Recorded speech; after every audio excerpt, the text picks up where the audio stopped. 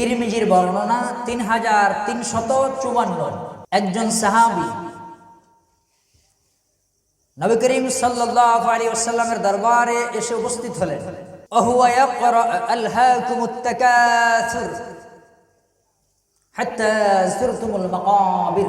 নবী করিম সাল্লাল্লাহু আলাইহি ওয়াসাল্লাম তখন সূরা তাকাসুর তেলাওয়াত করছিলেন। একজন সাহাবী নবীর দরবারে আসলেন, এসে দেখছেন নবী কোন সূরা তেলাওয়াত করেন? সূরাতুত তাকাসুর, যেই সূরাটির শুরু হলো আলহাকুমুত তাকাসুর, অর্থ আলহাক ধ্বংস করে দিয়েছে, আদম সন্তান ধ্বংস করে দিয়েছে। আদম সন্তান বলা হয়েছে, এখানে হিন্দুরাও রয়েছে, এখানে বৌদ্ধ আছে, এখানে খ্রিস্টান আছে, এখানে ইহুদি আছে। যেহেতু এখানে জাতিবাচক শব্দ ব্যবহার করা হয়েছে, এখানে সমস্ত ধর্মের মানুষকে বলা হয়েছে। নবী এই সূরাটি বললেন, তিনি বললেন আদম সন্তান ধ্বংস করেছে তাকাসুর, তার লোভ লালসা, তার লোভ লালসা তার দিন তথা ধর্ম ইসলামকে ধ্বংস করেছে। লোভ লালসা আছে না? কম না বেশি? অনেক বেশি। কে না চায় টাকা, কে না চায় ভবন, কে না চায় চার চাকা, কে না চায় একটু ভালো খেতে ভালো চলতে? সবাই তো চায়, বলেন। আল্লাহ তাআলা বলেছেন আলহাকুমুত তাকাসুর, ধ্বংস করেছে তার লোভ লালসা, নিষ্পাসিত করেছে তার লোভ লালসা। লোভ লালসা বৃদ্ধি হওয়ার কারণে ধর্ম এখন পিছিয়ে আছে। ধর্মের হুকুম আহকাম বিধি নিষেধ আদম সন্তান মানতে পারছে না। কেন? সারাক্ষণ লোভ আর লোভ, লালসা আর লালসা। বুঝেননি? দোকান যদি এখন বন্ধ করি তাহলে কাস্টমার ফিরে যাবে, তাই এখন দোকান বন্ধ হবে না, দোকান পরে বন্ধ হবে। এর নাম হচ্ছে লোভ লালসা। মানে বোঝানোর জন্য বলতেছি। সম্মানিত উপস্থিতি, জালসা হচ্ছে, দোকানটা বন্ধ করে জালসাতে 2 ঘন্টা সময় দিলে চিন্তা করবে ভদ্রলোক যে 500 টাকা তো বেচা কিনা হতো, ধুর মাইকের আওয়াজ তো শোনাই যাচ্ছে এখান থেকে শুনি। বুঝতে পারলেন কি? এটার নাম লালসা, লোভ। লোভ লালসা তাকে ধ্বংস করে। ক্বালা, নবী বলেন, ইয়াকুলু ইবনু আদম, নবী বলছেন, কিন্তু সাহাবী উপস্থিত। ইয়াকুলু ইবনু আদম, নবী বলছেন আদম সন্তান বলে মালি মালি, মুতাকাল্লিম, ইয়া মুতাকাল্লিম, অর্থাৎ আদম সন্তান, প্রত্যেক আদম সন্তানই বলে, প্রত্যেক আদম সন্তান, হিন্দু বৌদ্ধ খ্রিস্টান ইহুদি, স্রষ্টার সৃষ্টি জগতে যত আদম সন্তান রয়েছে সমস্ত আদম সন্তান বলে মালি মালি, আমার মাল আমার মাল, এটা আমার মাল, এটা আমার সম্পদ, এটা আমার সম্পদ। এরকম বলে কি বলে না? বলে না? আমার সম্পদ, আমার সম্পদ, আমার ধন, আমার ধন, আমার মাল, আমার মাল। এই কথা নবী বলেছেন, মালি মালি। আদম সন্তান বলে এটা আমার সম্পদ, আমার বাড়ি, আমার গাড়ি, আমার ভবন, আমার দোকান, আমার ব্যবসা, আমার বাণিজ্য, সবকিছু আমার আর আমার। আদম সন্তান বলে না এটা তো আমার বাড়ি, এটা তো আমার দোকান, এই ভবনটা তো আমার, এই ব্যবসা আমার, এই টাকা আমার, এরকম বলে না? নবী বলেছেন মালি মালি। আদম সন্তান খালি বলে আমার মাল আমার মাল আমার মাল, হাউ হাউ করে, খাউ খাউ করে। নবীর কথা তো রাইট, নবীর কথার সাথে মিলছে তো? নবীর কথার সাথে মিলে যাচ্ছে। মালি মালি, আমার মাল আমার মাল, এই বলে বলেই দিন শেষ। দিন রাত বলছে খালি আমার সম্পদ আমার সম্পদ, আমার মাল আমার মাল। ওয়াহাল্লাকা মিন মালিক, আদম সন্তানের আবার কিসের মাল? এদিকে আপনি আর আমি বলছি আমার ধন সম্পদ, আর ওদিকে বলছে ওয়াহাল্লাকা মিন মালিক, মিন হতে পারে থাকে মালিক, অর্থ সম্পদ। আদম সন্তানদের নাকি অর্থ সম্পদ, কি বলছে নবী? বলছেন এই কথা। নবী ওই বৈঠকে বলছেন, আদম সন্তান বলে আমার মাল আমার সম্পদ। ওয়াহাল্লাকা মিন মালিক, আদম সন্তানের কিসের মাল, কিসের ধন সম্পদ? ইল্লা মা তাসাদদাকতা, আদম সন্তান যা দান করে, ফামদাইতা, সে তা জমা রাখে। আল্লাহু আকবার বলছেন নবী। কি বলছেন বলেন? আদম সন্তান মা তাসাদদাকতা, যা আল্লাহ তাআলার রাস্তায় দান করে, ফামদাইতা, সে তা জমা রাখে।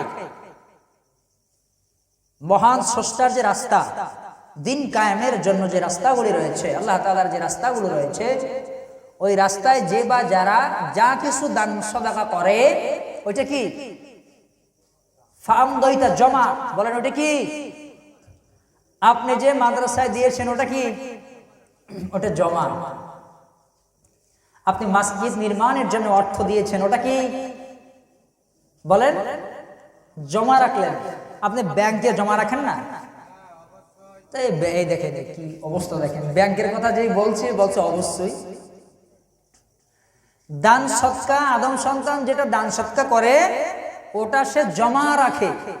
জমা রাখা বুঝতে পারলেন কি? আপনি ব্যাংকে যে টাকা জমা রাখেন, রুপি জমা রাখেন, ঠিক নবী বলেছে আদম সন্তান যা দান করে মসজিদে, মাদ্রাসায়, অসহায়, গরিব, অন্ন নেই, বস্ত্র নেই, বাসস্থান নেই, যত পৃথিবীতে ভালো কাজ আছে, এই ভালো কাজের প্রয়োজনে যে অর্থ সম্পদ আদম সন্তান দান করে, ওইটা কি?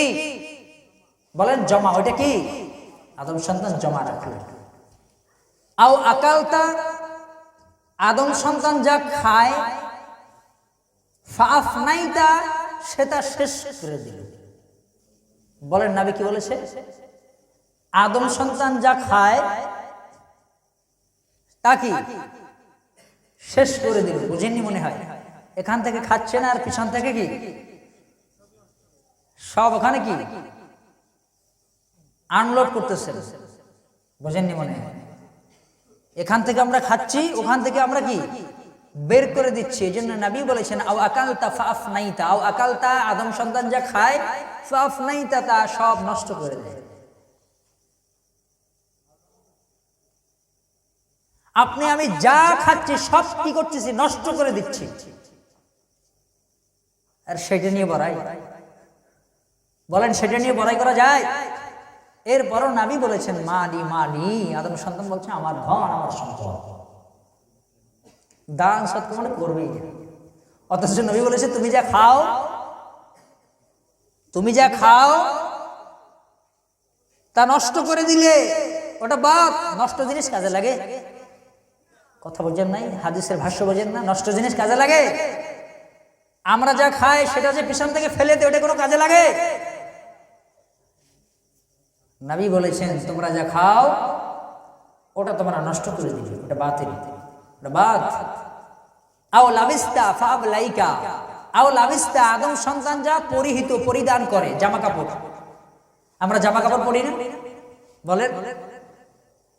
নবী বলেছেন আও লাবিস্তা, আদম সন্তান তার যে পোশাক পরিধান করে, জামা কাপড় পরে, ফাবলাইকা, সেটা পুরাতন হয়ে গেল, ওটাও বাতিল হয়ে গেল। আদম সন্তান যা পরে ওটা পুরান হয়ে গেল। আল্লাহু আকবার। নবীর ভাষণ দেখেন, দামি কথা। যা খায় তা নষ্ট করে দেয়, যা পরিধান করে তা পুরান হয়ে যায়, ওটাও অকেজ হয়ে যায়। পুরান হলে কি পোশাক পরে? আচ্ছা বলুন তো, 20 বছর আগে আপনি যে শার্টটা গায়ে দিয়েছিলেন সেটা কি আছে? বলেন। আমি হাদিসের ভাষ্য বোঝাচ্ছি আপনাকে। 2 বছর আগেরটাও তো নাই আমাদের কাছে। এই জন্য নবী বলেছেন তোমরা যা পরিধান করো পোশাক, সেই পোশাক তো পরতে পরতে একসময় পুরান হয়ে যায়, ওটা একসময় স্থগিত হয়ে যায়, ওটা আর পরার উপযোগী থাকে না। তাহলে আমরা যা খাই ওটাও বাতিল। আমরা যা খাই সেটা কি বাদ হয়ে গেল। আমরা যা পরিধান করছি ওটাও কি? তো যা বাদ হওয়ার জিনিস তা নিয়ে কিসের এত অহংকার? দামি জামা কাপড় পরে অহংকার করা যায়? ওটা তো বাদ হয়ে যাবে গো। আজকে একটু ভালো খেতে পেরেছি, আল্লাহ আমাকে টাকা দিয়েছে, তাই আমি অহংকার করছি, গরিব দেখতে পাচ্ছি না, এটা কি হবে? হবে না। কেন? ওটা তো আমি খেয়ে কিছুক্ষণ পরেই ফেলে দেব। তোমাদের সম্পদ বলতে কিছুই নেই, তোমাদের সম্পদ বলতে কিছুই নেই। তা থাকলো কয়টা? জমা থাকলো কয়টা? রিজার্ভে জমা থাকলো কয়টা? একটা। কয়টা? একটা, যেটা আপনি দান করেছেন ওটা জমা আছে ইনশাআল্লাহ। আপনি আমি যা খাচ্ছি সেটাও নষ্ট হয়ে গেল, আপনি আমি যে পোশাক পরিধান করছি সেটাও কি নষ্ট হয়ে গেল। আর অহংকার যদি করি তাহলে জাহান্নামে রক্ত পুষ কদর্য ময়লা তো আছে, আপ্যায়নের ব্যবস্থা, অপমান তো আছে, দুনিয়াতেও আছে আখিরাতেও আছে, ফিদ দুনিয়া আল আখিরাহ। তাহলে মূল ভাষণ থেকে আমরা কি বুঝতে পারলাম? যে জমা আছে ওইটা যেটা আমরা দান করেছি। তাহলে দান কি বেশি করবেন না কম করবেন? কিন্তু এটাই তো করতে চায় না। জানে যে এই দানটা করলে এটা জমা থাকবে, এটা নষ্ট হওয়ার নয়। দান সাদাকা করলে নষ্ট হওয়ার নয়, জানে এটা নষ্ট হবে না, কিন্তু দিতে চায় না, কষ্ট হয়। দেখছেন? সম্মানিত উপস্থিতি, আদম সন্তানের নিজের অর্থ সম্পদ বলতে পৃথিবীতে কিছু ওয়াহাল্লাকা মিন মালিক, কিচ্ছু নেই। যা খাই তা শেষ করে দেয়, যা পড়ি তা পুরাতন হয়ে যায়, তা একদিন ফেলে দেয়। আর যা আমরা জমা রাখি আল্লাহ তাআলার রাস্তায়, বাজে জায়গা নয়, বাতিল জায়গা নয়, বাতিল ফেরকাতে নয়, সঠিক রাস্তায় সঠিক জায়গায় আমরা যে দান সাদাকা করি ওটা আমাদের জমা থাকে। এই জন্য একটু জমা বেশি বেশি করে রাখবেন। এটা নষ্ট হওয়ার নয়, নষ্ট হবে না ইনশাআল্লাহ। বেশি বেশি দিবেন, জমা রাখবেন। মনে থাকবে সবার, যা দান করবেন ওটা কি হবে? জমা থাকবে, হতাশাগ্রস্ত হবেন না। যত দিবেন তত জমা হবে। সূরা আন-নাহলের ৯৬ নম্বর আয়াতে আল্লাহ তাআলা তিনি বলেন, মা ইনদাকুম ইয়ানফাদু ওয়া মা ইনদাল্লাহি বাক। মা ইনদাকুম ইয়ানফাদু ওয়া মা ইনদাল্লাহি বাক।